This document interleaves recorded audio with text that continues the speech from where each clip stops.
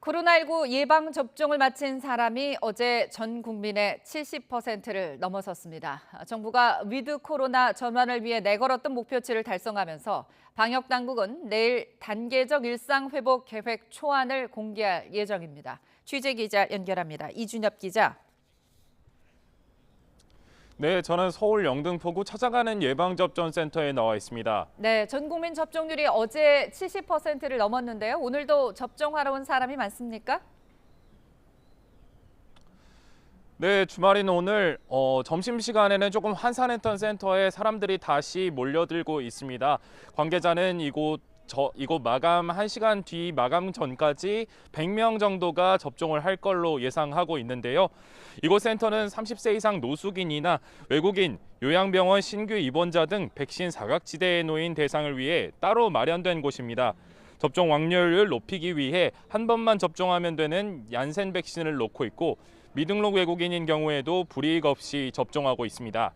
9월부터 이곳에서 접종한 사람이 4천여 명인데 이 가운데 미등록 외국인만 2,100명이 넘습니다.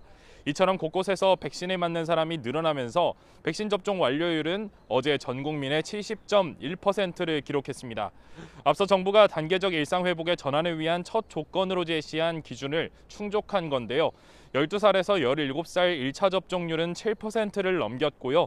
지난 18일부터 시작한 12살에서 15살 접종 예약률도 20.5%를 기록하는 등 순조롭게 진행되는 모습입니다.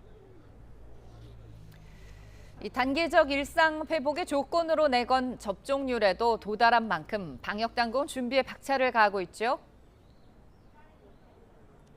네, 그렇습니다. 정부가 다음 달부터 시행할 새로운 방역 체계 초안을 내일 오후 공청회를 통해 공개할 예정입니다. 이 자리에서 정부는 단계적 일상 회복의 초안을 내놓은 뒤 국민 의견을 청취한다는 방침입니다. 정부는 우선 식당과 카페 등의 운영 시간 제한을 해제하고 유흥시설 같은 고위험 시설에는 접종 증명서나 음성 확인서, 이른바 백신 패스를 적용하는 방안을 첫 단계로 검토하고 있습니다. 정부는 27일 일상회복지원위원회 3차 회의에서 단계적 일상회복 과제를 정리한 뒤 29일 중앙재난안전대책본부 회의에서 내용을 최종 확정해 발표할 예정입니다.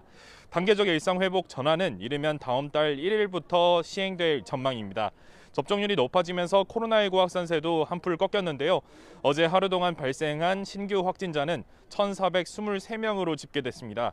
하루 전보다 85명 적고 지난주 토요일과는 비슷한 수준인데 대부분 수도권에 집중되고 있습니다. 위중증 환자는 11명 줄어 316명을 기록했고 사망자는 하루 만에 21명 늘어 누적 2,766명이 됐습니다. 지금까지 서울 영등포구 찾아가는 예방접종센터에서 YTN 이준엽입니다.